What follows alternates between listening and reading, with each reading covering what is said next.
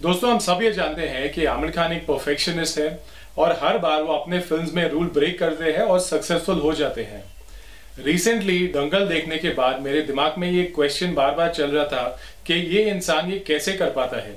Point ये नहीं है कि वो रूल्स ब्रेक कर रहे हैं, पॉइंट ये है कि वो रूल्स ब्रेक करने के बाद कैसे ये सक्सेसफुली और कंसिस्टेंटली कर पाते हैं। तो मैंने उनके इंटरव्यूज और उनके फिल्म्स देखकर कुछ ऑब्जर्वेशंस किए हैं। ऐसा नहीं है कि मैं उन्हें पर्सनली जानता हूं या मुझे कुछ इन्फॉर्मेशन मिली है उनके बारे में। ये प्योरली मेरे पर्सनल ऑब्जर्वेशंस है जो मुझे लगता है एक बहुत कंट्रीब्यूटिंग फैक्टर है उनकी सक्सेस में। तो पहले थोड़ा रिवाइंड करते हैं उनके फिल्म हिस्ट्री के बारे में। उन्होंने बहुत यंग एज में ही एक फिल्म की थी जिसका नाम था राख। जो जीता वही सिकंदर भी एक काफी अनयूजुअल फिल्म थी जो उन्होंने काफी यंग एज में किया था, जो काफी सक्सेसफुल हुई थी। तो शुरू से ही शायद उन्हें कोई इंक्लिनेशन था कि अच्छी स्टोरीज या अनयूजुअल स्टोरीज में एक्सपेरिमेंट करने में। लेकिन मेरे हिसाब से जो टर्निंग पॉइंट उनके करियर में आया वो था लगान फिल्म के बाद।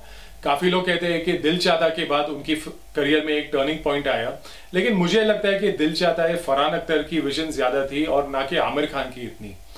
तो लगान के बाद एक सीरीज ऑफ फिल्म्स थी, तारे ज़मीं पर, रंग दे बसंती एंड रिसेंटली ऑफ कोर्स दंगल। मैं फिल्म थ्री इडियट्स को भी इस लिस्ट में इंक्लूड करूंगा। Of course three idiots out and out एक काफी कमर्शियल फिल्म है, लेकिन थ्री इडियट्स में भी कुछ अंडरलाइंग फैक्टर्स है जो इन सब फिल्म्स में है। और वो ये है कि किसी भी फिल्म में वो एक रेगुलर कमर्शियल हीरो नहीं है। इनफैक्ट वो हीरो भी नहीं है, वो एक प्रोटैगनिस्ट है इन सारे फिल्म्स में।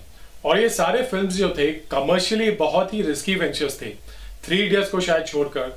अगर हम और आप इन फिल्म्स की स्टोरीज पढ़ेंगे हमें डेफिनेटली लगेगा कि पेपर पे ये सारे के सारे फिल्म्स डेफिनेटली फ्लॉप है, लेकिन फिर भी उन्होंने ये रिस्क लिया और ये सारे वेंचर्स को कमर्शियली सक्सेसफुल बनाया। तो जैसा मैंने कहा, वो सक्सेसफुली ये कैसे कर पाते हैं, ये है मेरे ऑब्जर्वेशंस।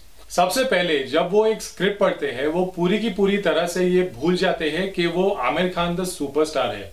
उनका पूरा फोकस जो रहता है स्क्रिप्ट पे रहता है, स्क्रीन प्ले पे, डायलॉग पे और कैरेक्टर्स पे, ताकि वो ऑब्जेक्टिवली और एक नॉन जजमेंटल मैनर में स्क्रिप्ट को पढ़ सके और उसको अब्सॉर्ब कर सके और ये देख सके कि उन्हें ये पसंद आ रही है या नहीं।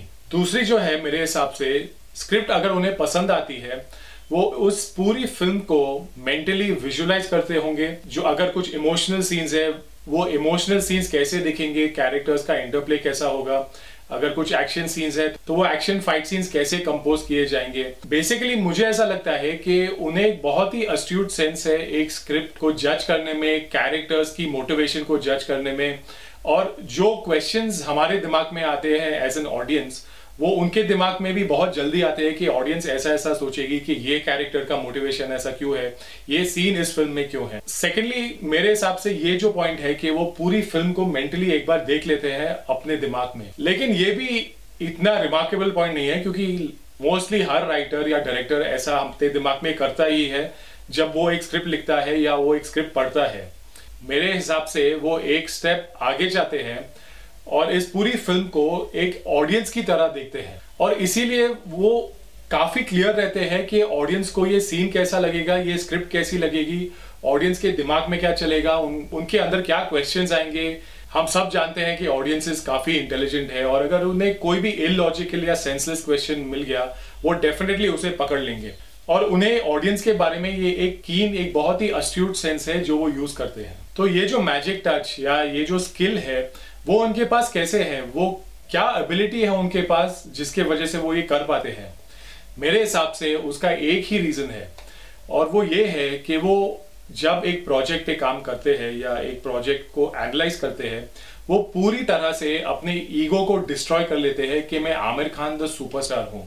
और इसी वजह से वो उस स्क्रिप्ट को देख सकते हैं एक आउटसाइडर, एक व्यूअर, एक कॉमन मैन के पॉइंट ऑफ व्यू से, क्योंकि उनके दिमाग में ये बिल्कुल नहीं चल रहा है कि मैं इस फिल्म में कैसा दिखूंगा या मेरे लिए इसमें कितना फुटेज है या मैं कितना अच्छा दिखूंगा इस फिल्म में। ये सब बातें उनके दिमाग में नहीं चल रही है। He is absolutely true and honest as a film maker, as a story teller first. और इसकी वजह से वो अपने ईगो को पूरी तरह से एलिमिनेट करते होंगे, तभी वो उतने ऑब्जेक्टिव हो पाते होंगे। तो उनकी ये जो एबिलिटी है उससे हम और आप क्या टेक अवे ले सकते हैं। सबसे पहले ये focus on one thing at a time.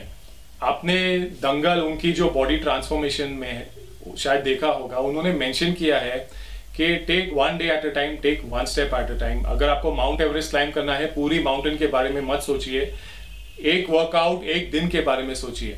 जब वो इतना वेट गेन कर रहे हैं, उनके पास ये ऑप्शन भी था कि वो प्रोस्थेटिक्स यूज कर सकते थे, लेकिन क्योंकि उनका इतना फोकस था इस एक चीज पर, उन्होंने ये डिसीजन लिया कि वो एक्चुअली वेट गेन करेंगे इस रोल के लिए। हमें ऐसा लगता है कि अगर हम मल्टीटास्किंग कर रहे हैं, हम बहुत सेंसिबल है, हम बहुत अच्छा टाइम मैनेजमेंट कर रहे हैं, लेकिन फैक्ट ये है कि मल्टीटास्किंग हमारा फोकस और डाइवर्ट कर देता है, और बहुत कम लोगों को वो डिसिप्लिन होती है कि वो अपना पूरा फोकस एक ही चीज में रख सके। दूसरा टेक अवे मेरे हिसाब से ये है कि be totally honest with yourself. देखिए, वो स्क्रिप्ट के साथ इतने ऑनेस्ट है, एज ए फिल्म मेकर इतने ऑनेस्ट है, एज एन एक्टर इतने ऑनेस्ट है, मेन कैरेक्टर्स को ज्यादा फुटेज देते हैं क्योंकि वो ब्रूटली ऑनेस्ट है स्क्रिप्ट के साथ। तो इसे अगर हम अपनी डे टू डे लाइफ में इंप्लीमेंट करें तो मैं समझता हूँ हम अपने आप से ऑनेस्ट रह सकते हैं कि ये मेरे स्ट्रेंथ्स है, ये मेरे वीकनेसेस है, तो मुझे उन्हीं चीजों पे फोकस करना चाहिए जिससे मुझे लगता है कि जिन पे मैं जस्टिस कर सकूं, और ना ये कि मैं सोचूं मैं हीरो हूं तो सब कुछ मैं ही खुद ही to the best of my abilities कर सकता हूं। तीसरा और सबसे इंपॉर्टेंट जो टेक अवे ये है, जो मैंने पहले मेंशन किया, is don't go by your ego.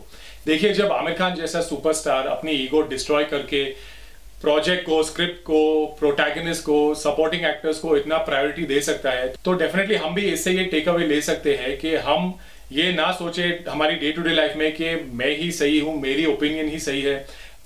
जब हम उस सिचुएशन को ऑब्जेक्टिवली देख सकेंगे तब ही हम उसका सोल्यूशन निकाल सकेंगे, और ना ये सोचकर कि जो मैं सोच रहा हूं वही सही है। तो ये थे मेरे ऑब्जर्वेशंस और मेरे takeaways Aamir Khan the legend के बारे में, एंड आई होप कि आपको भी कुछ टेक अवेज मिलेंगे, कुछ प्रैक्टिकल टिप्स मिलेंगे कि हम इस लेजेंड से क्या सीख सकते हैं और हमारी डे टू डे लाइफ में उससे क्या अडेप्ट कर सकते हैं। So thank you so much Aamir Khan, और आपको भी thank you so much for watching the video and giving me your time. I hope you enjoyed watching the video. Have a great day.